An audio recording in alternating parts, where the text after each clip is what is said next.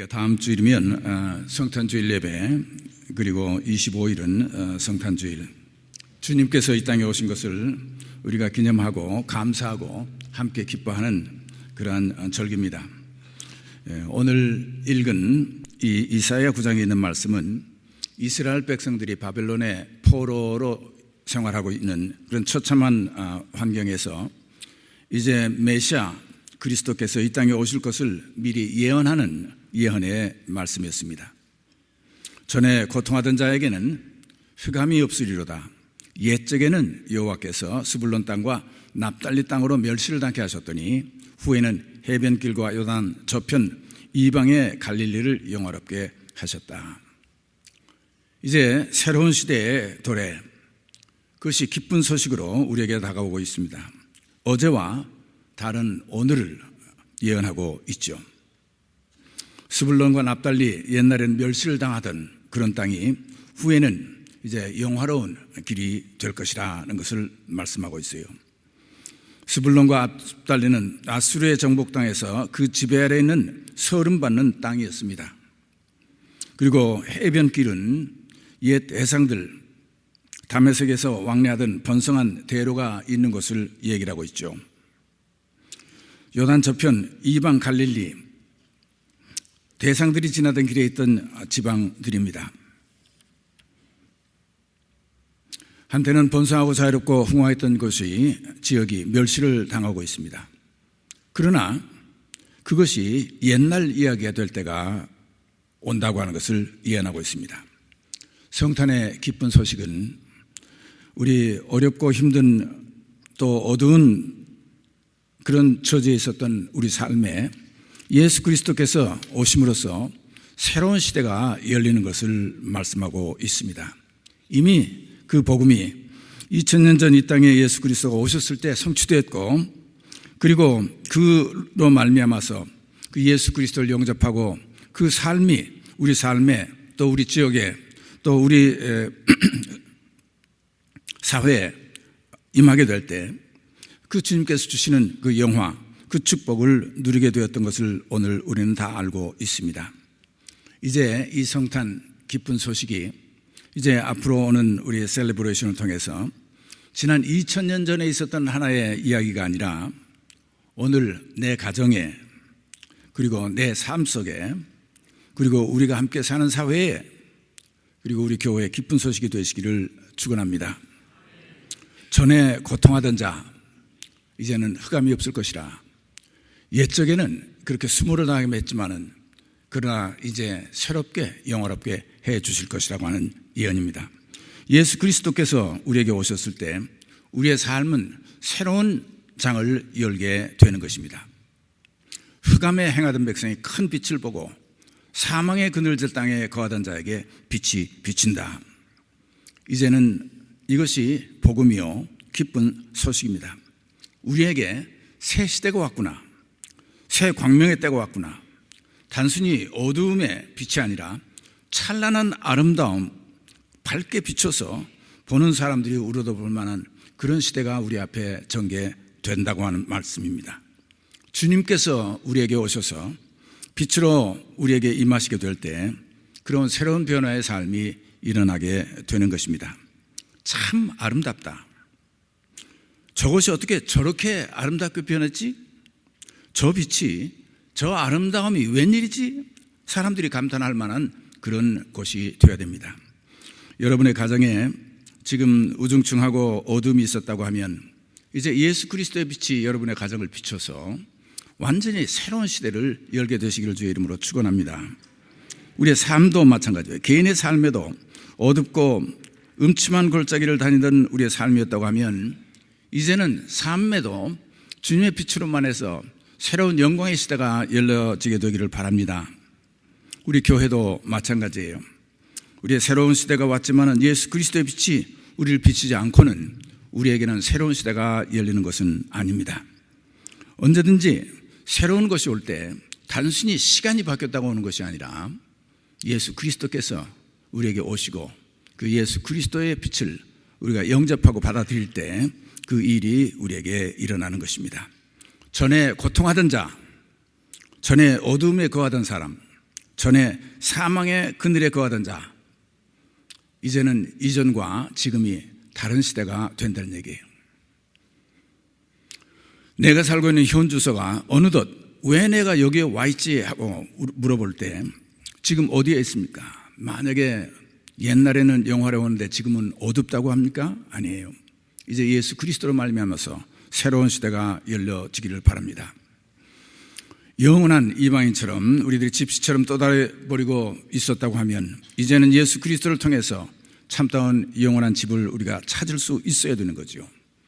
우리가 희망이 없이 목적 없이 우리 삶이 방황하고 있었다고 하면 이젠 주님께서 밝히 보여주시는 그 하늘, 그 그리스도에 주시는 그 희망이 우리에게 비전이 되어서 이제 분명한 목적을 가지고 그 길을 향해 걸어가는 사람이 되죠.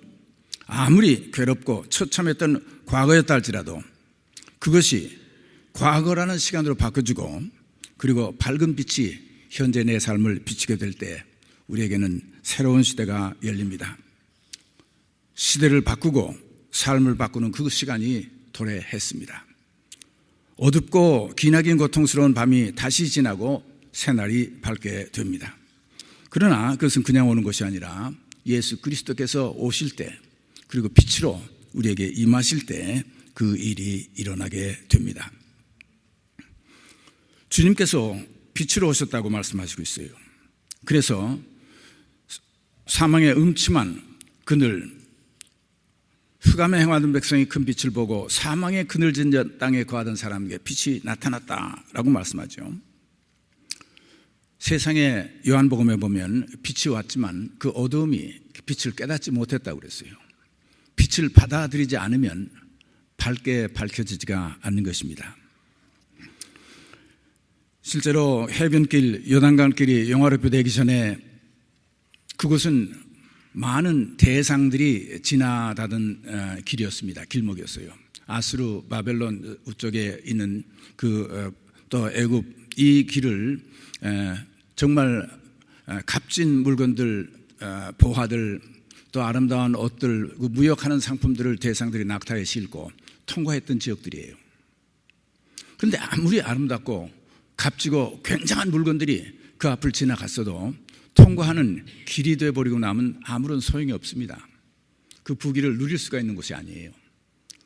그냥 지나가는 길목이에요.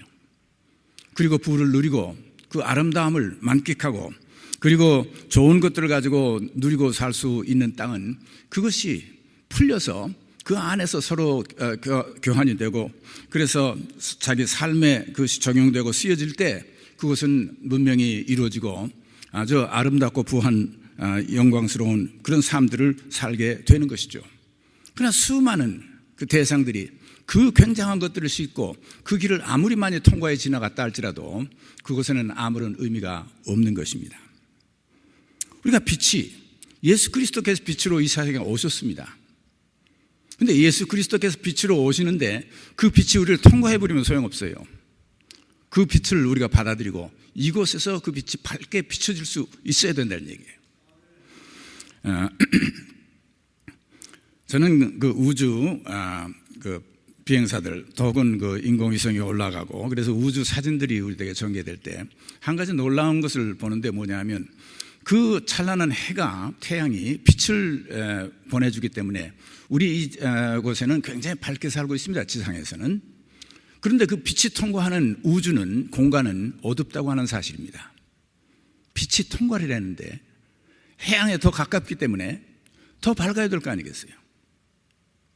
그런데 그 엄청난 빛이 통과해서 지구에 와 닿았지만은 왜 빛이 통과한 자리는 그렇게 어둡죠?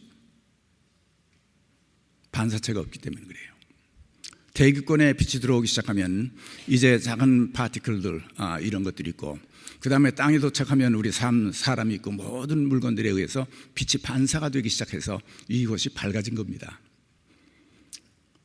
반사할 수 있는 물체들이 없는 매개체가 없는 곳에는 빛은 그냥 통과할 뿐이지 아무런 의미를 갖지 못하는 것입니다. 하나님의 놀라운 축복도 마찬가지예요. 그 놀라운 축복도 우리가 말로 전하고 그저 통과해서 우리에게 지나가고 있을 때 많은 사람들은 그 대상들이 물건을 싣고 그 땅을 지나가는 것과 마찬가지로 그 하나님의 굉장한 블레싱, 엄청난 일들이 우리의 삶 주위를 수없이 지나가지만은 내게는 아무런 의미가 없을 때가 있다는 것을 알아야 됩니다. 태양빛이 지구 위에서는 그렇게 우리를 밝게 밝혀주고 있는데 그 빛과 열이 통과하는 우주 공간은 어둡기만 한 이유가 바로 그것이죠. 여러분, 실험을 만약에 하기 위해서 어두운 암실을 만들었습니다. 벽도 천장도 바닥도 전부 이 빛을 반사하지 못하는 아주 검은 천으로 전부 만들어 놨어요. 그리고 그 안에는 이 빛을 반사할 수 있는 물건이 하나도 없습니다. 그것에 여러분 촛불 하나를 켜놓고 그리고 조그마한 구멍으로 그 속을 들여다보세요. 아무것도 안 보여요. 아무것도 볼 것이 없어요. 벽도 안 보이고 바닥도 안 보이고 위도 안 보여요. 촛불만 보입니다. 반짝이는 촛불만 보이죠. 그러나 그곳에 검은 천을 걷어버린다고 하면 그 다음에 그 안에 있는 모든 것들이 우리 눈에 띄게 되는 것이죠. 우리 삶이 막힌 공간이 되어버리고 아무 반사할 수 있는 빛을 반사할 수 있는 사람이 없다고 하면 이것은 밝은 것이 못 돼요. 우리 교회도 마찬가지입니다. 여러분의 가정도 마찬가지예요.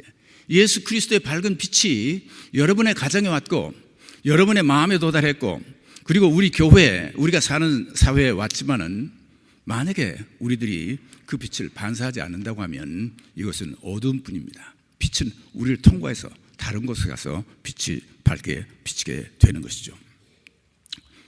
흑암에 행하던 백성, 사망의 그늘질 땅에 거하던 사람들, 왜 빛이 있었음에도 불구하고 그 빛이 우리 삶에 영향을 느끼지 못할 때에는 우리는 어두운 속에 살고 있는 거죠. 여러분, 우리가 함께 모였을 때 서로 얼굴 한번 보세요. 만약에 우리 플러싱 제1교회 교인총회 때도 그렇게 얼굴이 밝지는 않았어요. 정말 밝았으면 얼마나 좋겠어요. 전부 어두우면 빛이 반사가 안 되고 있는 겁니다. 여러분이 은혜를 받았고 이제 새로운 우리 플러싱 교회의 새 시대가 도래했고 했다고 하면 여러분 밝아야 되잖아요.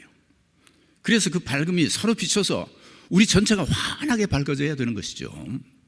그런데 만약에 우리들이 각각 다른 생각들을 가지고 있고 마음속에는 예수 그리스도의 복음이라든가 하나님의 뜻이라든가 이런 것들은 자주를 감추고 내 이기적인 생각들이 모두 마음을 차지하고 있으면 결국 우리 얼굴에서 빛이 반사가 되지 않죠.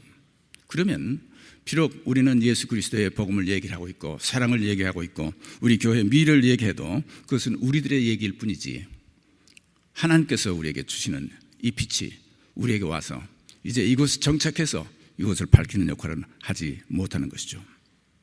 예수 그리스도의 빛이 우리 중에 와서 반사가 돼야 돼요. 여러분과 저 한 사람 한 사람의 마음속에 그 빛이 들어와서 우리가 밝아지기 시작해야 그 다음에 우리 교회가 밝아지는 거죠. 우리가 밝아지기 시작해야 우리 가정이 밝아지는 거죠. 이것이 빛을 교회, 우리 사회에 사는 공동체 인원들이 다 이 빛으로 밝아져야 우리가 사는 사회가 또 밝아지는 거죠. 만약에 그 빛이 빛을 잃으면 여전히 캄캄한 어둠이요 그리고 사망의 그늘진 곳에 우리가 산다는 것이죠. 빛이 통과해버리는 그러한 우리가 되지 않아야 되죠. 이번 성탄절을 맞이해서 중요한 것은 우리가 빛을 통과시키는 장소가 아니라 빛이 우리에게 임하는 우리가 영접해서 이곳에 밝아질 수 있는 그런 것이 되어야 되죠. 요한복음에 있는 빛이 세상에 왔지만 어둠이 빛을 깨닫지 못했다는 얘기는 반사할 수 있었던 게 없었다는 얘기예요. 받아서 밝히지를 못했다는 얘기예요. 그러면 어두운 세상일 뿐입니다. 성탄절에 가져온 기쁨과 평강, 주님께서 빛으로 오신 이 어둠을 밝히는 이 놀라운 것들이 이 속에서 밝혀질 때 그때 아름다움이 나타나게 되는 것이요. 옳고 그른 것들이 선이 그어지게 되고 그리고 더럽고 추한 것들은 같이 없애고 그리고 아름다운 것을 가꿀 때 이 우리가 사는 것은 아름답고 밝고 생명이 넘치는 세상이 될 수 있는 것입니다. 주께서 이 나라를 창성하게 하시며 그 즐거움을 더하게 하사 탈취물을 나누는 때의 즐거움같이 그들이 주의 앞에서 즐거워한다라고 또 예언하고 있어요. 빛이 우리에게 와서 어둠은 밝혔죠. 진정으로 빛이 우리의 삶에서 어둠을 밝히는 여러분의 빛을 받고 그리고 반사해서 그래야 우리 주위를 밝히는 우리가 되어야 되겠죠. 두 번째, 이 성탄 예수 그리스도께서 우리에게 오셨을 때 주신 이 블레싱은 마치 나라를 창성케 해서 즐거움을 더하게 하신다 하셨어요. 탈취물을 나누는 때의 즐거움같이 그들이 주 앞에서 즐거워하리로다. 이 말씀을 잘 읽으면 우리가 남의 것을 빼앗아서 참 신난다, 우리가 지금 뺏었으니까 얼마나 수지가 맞았느냐 하는 얘기를, 여기 탈취물을 가졌기 때문에 즐거워하는 것이 아니라 탈취물을 나눌 때의 즐거움 같다는 얘기를 했어요. 이 말씀을 잘 생각해 보세요. 전쟁에 싸웠어요. 그래 싸워 승리했습니다. 그러면 이제 저쪽에 가지고 있던 모든 것들을 우리가 빼앗았잖아요. 우리가 다 빼앗아가서 정말 억울하게 살던 사람, 정말 어렵게 살던 사람들이 이제 이번엔 정리에 승리해서 이제 모든 것이 우리 것이 됐어요. 뺏어서 내 것이 되었다고 해서 기쁨이 아니라 탈취물을 나눌 때의 기쁨이라고 하는 것은 이제 전리품들을 우리가 함께 나눌 때의 기쁨입니다. 공동체의 기쁨을 얘기를 하고 있고 나누는 기쁨을 얘기하고 있다는 사실을 우리가 잘 보셔야 돼요. 저는 이제 영화, 옛날 서부 영화 무슨 이런 그걸 보면요, 이제 뭐를 싸우기 위해서 남의 것을 빼앗기 위해서는 같이 힘을 모으고 해가지고 싸우더라고요. 그런데 이제 다 해서 싸워서 이겨 뺏은 다음에는 그 다음에는 또 자기들끼리 또 싸워. 이제는 그거를 내가 혼자 가져야 되니까 저쪽을 죽이기 위해서 또 싸우더라고 말이죠. 이것은 탈취물에 나누는 기쁨이 아닙니다. 여전히 끝까지 싸우고 빼앗는 일이죠. 그것은 어둠의 일이요, 사망의 그늘, 사망을 초래하는 길이죠. 함께 나누는 기쁨을 여기서 강조한 것은 우리의 전쟁에 승리했어요. 이제 우리가 탈취물들 모든 것들을 우리가 이제 누릴 수 있을 때, 이것은 혼자 누리는, 이건 내가 다 갖고 저 사람은 없애야 되겠다, 또 우리의 적을 만들어 싸우는 것이 아닙니다. 우리가 함께 나눌 수 있는 기쁨을 가져야 되는 것입니다. 진정으로 프로싱 제일교회도 이제는 함께 나누는 기쁨을 가질 때입니다. 탈취물을 나누는 때지 또 우리끼리 또 싸우는 때가 아니에요. 우리 남한도 마찬가지입니다. 이북하고 남한이 강합니까? 이북이 강합니까?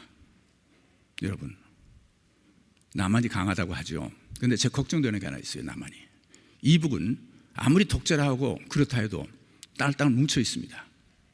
남한은 지금 서로 자기들끼리 물고 뜯고 싸우고 있어요. 같은 국회 안에도 싸우고 있어요. 사랑하는 성도 여러분, 우리 교회 프로싱 제일교회가 지금 참 건물도 있고 성도님도 많이 남아 계시고 다 있죠. 그렇지만 우리끼리 또 싸워요? 또 누가 누구 것을 갖고 이제는 우리 것 중에 우리가 함께 나누고 함께 손잡고 일하는 때에 참다운 예수 그리스도께서 오셔서 가져오는 축복이 우리 것이 된다는 건 사실이에요. 여러분, 가정도 마찬가지입니다.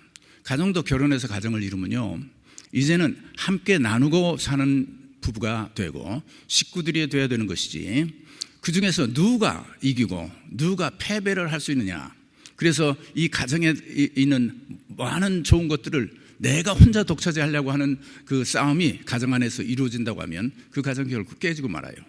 그 속에는 행복도 있을 수 없고 평화도 있을 수 없고 즐거움도 있을 수가 없는 것입니다. 모든 것을 내가 가져야 되기 때문에 편한 일 내가 혼자 다 해야 되고 영광도 내가 받아야 되고 먹는 것도 내가 받아야 되고, 한 사람은 모든 종처럼 일하고 한 사람은 그것을 누리는 사람이 가정에서 될 수 있다고 하면 그것은 가정은, 행복은 그곳에 없는 것입니다. 예수 그리스도에게 오시면 나누는 즐거움이 돼야 돼요. 힘든 일도 나누어서 사고 아름답고 좋은 것도 서로 나누어서 가질 수 있고, 그래서 함께 즐거워할 수 있는 곳이 될 때 가정은 평화로운 가정이 되시고 그리고 행복한 가정이 되는 것이죠. 우리가 사는 사회도 마찬가지예요. 이제 우리에게 하나님께서 좋은 기회를 주셨으면 이제 예수 그리스도께서 오시면 이 탈취물을 함께 나누는 기쁨을 갖게 된다는 얘기입니다. 서로 한 식구예요. 같이 서로 아름다움을 나누고 힘든 일들도 서로 나누어서 같이 할 때 그곳에 참다운 평화가 있고 그곳에 참다운 예수 그리스도께서 주시는 그 기쁨이 있는 거죠. 사망의 음침한 그늘, 그 그늘 어둠에 있었던 백성들이 이제 예수 그리스도께서 오셔서 그 짙게 드리운 그 그림자, 그걸 다 밀어내고 우리가 함께 영광을 나눌 수 있고 서로 함께 힘을 합칠 때 이제 사망의 어둠은 사라지고 이제 새 시대가 도래하게 되는 것입니다. 서로 싸움이 계속되는 동안 결국 피창안에 패배의 승자를 맛볼 수밖에 없고 스스로 망할 수밖에 없어요. 이제 그 싸움은 우리에게 끝났습니다. 서로 물고 뜯고 내가 살고 봐야겠다고 나서는 것이 아니라 이젠 서로 상대를 위하고 서로 좋은 것들을 상대에게 베풀고 그리고 서로 손을 잡고 갈 때 예수 그리스도께서 가져오신 참다운 축복과 평화가 진정 우리 것이 되게 되는 것이죠. 이스라엘 백성들이 광야 40년 생활할 때 놀라운 사건들이 있었습니다. 광야에 들판에 하얀 만나가 깔렸어요. 그전에는 아마 작은 음식들을 가지고 나누게 될 때는 서로 내 몫이 많아져야 됩니다. 그리고 남의 것이 적어져야 내가 먹을 것이 많아지죠. 그랬지만은 하나님께서 들판에 만나로 덮어주셔서 모든 백성들이 만나를 먹도록 해주셨을 때 놀라운 사건은 뭐냐면 이제 먹을 만큼만 가져가지 더 이상 가져가지 말라는 얘기예요. 갖다 둬도 썩는다 그 말이에요. 내일 또 만나가 돼서 나눠 먹고 그 다음 또 만나가 또 나눠 서로 함께 걱정 없이 다 나누고 살 수 있어. 내 것을 많이 쌓아야 내 몫이 많아지는 것이 아니라 내 것을 먼저 주었으면 옆에 사람 빨리빨리 줍지 못하는 사람에서 그 주어서 그 사람에게 나눠주고 그래서 모든 사람이 풍족하게 먹고 함께 기뻐할 수 있었던 그 시절이 그 만나의 기적이에요. 광야에서 물이 없어 야단할 때 바위를 치니까 물이 바위에서 쏟아져 나오기 시작했습니다. 이제 그 전에 조그만 샘에서 조금씩 물을 기울 때는 아마 서로들 자기가 물을 먹겠다고 야단했을는지 모르지만은 바위에서 콜콜콜콜 쏟아지는 물을 받기 시작할 때는 이제는 내가 더 받아야 될 게 없어요. 받아가고 다른 사람 또 받아가 받은 사람 또 아무리 받아가도 끝이 안 나는 물이 쏟아지고 있다고 하는 사실이에요. 이것은 그때는 나눔의 기쁨을 가질 수 있게 되는 것입니다. 주님께서 우리에게 오셔서 우리에게 가져오신 복음의 진리는 이제는 우리 이 땅에 사는 것 가지고 우리가 나눠서 서로 빼앗기면서 빼앗기지 않으려고 노력하면서 살던 그 어두운 그늘에서 이제 하늘의 보화를 열고 우리에게 주시는 새로운 시대가 우리에게 열리게 되는 것입니다. 우리가 퍼쓰면 쓰는 대로 하나님께서 채워주시는 새 시대가 열렸어요. 하늘의 보고를 열고 우리들에게 공급해 주시는 그 창고가 열렸다고 말이죠. 예수 그리스도를 통해서 그 은혜가 우리에게 임했다는 얘기예요. 그렇게 됐으면 우리의 태도는 이제는 서로 내 몫을 많이 챙기는 그런 것이 아니라 우리가 서로 탈취물을 나눌 때의 그 기쁨처럼 함께 나누는 기쁨을 가지고 살고 우리가 서로를 돌보고 사는 그 기쁨을 가질 때 참다운 그리스도께서 이 땅에 오신 것이 우리에게 복으로 누여지게 된다고 하는 게 함께 즐거워하고 함께 나누는 기쁨의 시대가 우리에겐 도달한 겁니다. 주께서 이 나라를 창성케 하시며 그 즐거움을 더하게 하셨으므로 추수하는 즐거움과 탈취물을 나눌 때의 즐거움 같이 그들이 주 앞에서 즐거워한다. 나누는 즐거움처럼 즐거워한다. 탈취물이라는 말이 들으니까 빼앗는 거라고 해서 계속 빼앗는 거로 생각하는데 사실은 싸움이 끝났습니다. 로마서에도 말씀하죠. 우리가 넉넉히 이기는 이라는 말은 more than conqueror라는 말이에요. 우리가 싸워서 이기는 사람이 정복하는 사람이 아니라 우리는 그 이상이에요.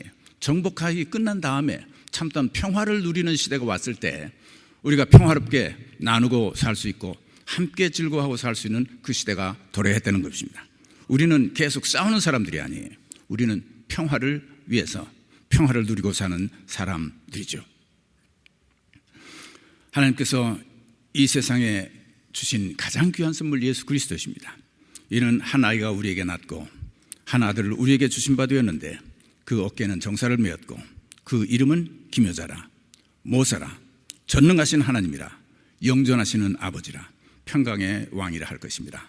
그 정사와 평강의 다음에 무궁하며 또 다윗의 위에 앉아서 그 나라를 굳게 세우고 지금 이후로 영원토록 공평과 정의로 그것을 보존하실 것이라. 만군의 여호와의 열심히 이를 이루시리라. 저는 하나님이 이루시는 일을 믿고 있습니다. 예수 그리스도께서 이 땅에 오셨을 때 하나님이 이 땅에 육신의 몸을 입고 오신 것이에요. 그는 정사 모든 걸 다스리는 권리를 가지고 있었고, 그는 기묘자요 모사요 전능하신 하나님이여 영존하시는 아버지라 불림을 받는 분이죠. 영원히 위해서 다스릴 분입니다. 예수 그리스도를 받아들일 때 두 가지로 받아들이는 사람들이 있어요. 하나는 예수 그리스도를 우리의 수단으로 받아들이는 사람이 있습니다. 복음이 내 삶을 주장하고 내 삶을 다스리고 내 삶을 그 앞에 복종시키는 그런 삶이 아니라, 어떤 사람들은 복음을 내가 사용하고 있고 예수 그리스도를 내가 내 입으로 팔고 있고 그리고 이용하고 있고, 그래서 예수 그리스도를 자기 수단으로, 하나님의 말씀들을 다 자기 수단으로 사용하는 사람들이 있어요. 그렇게 하면 굉장한 일을 이룰 것 같지만은 실제로 하나님의 아들 이 땅에 오신 예수 그리스도를 우리가 맞아서 영접할 때 그는 내 수단으로 내가 소유하는 것이 아니라 이제 내게 오셔서 내 삶의 주인이 되시는 것입니다. 모든 것을 그 앞에 복종하고 그분이 다스림 안에 영원히 살게 될 때 그분의 통치, 영원한 통치가 정말 우리에게 평강을 이루고 공평과 정의로 우리 삶에 다스려 주시고, 그리고 하나님의 열심히 이것을 우리 삶 속에서 이루게 된다고 하는 것이죠. 사랑하는 성도, 이번 성탄은 예수 그리스도를 여러분이 마음대로 그냥 사용하는 도구로 받아들이는 것이 아니라 예수 그리스도께서 가져온 이 빛이 우리에게 어둠을 밝히는, 통과하여 지나가는 것이 아니라 우리의 삶을 밝히는 빛이 되고 이곳에 정착할 수 있도록 도와주시고, 그리고 그리스도께서 가져온 이 평강이 우리에게 나누는 기쁨을 함께 누릴 수 있도록 해주시고, 그리고 하나님과 예수 그리스도 오신 그분이 우리의 주가 되시고 우리의 주인 되시고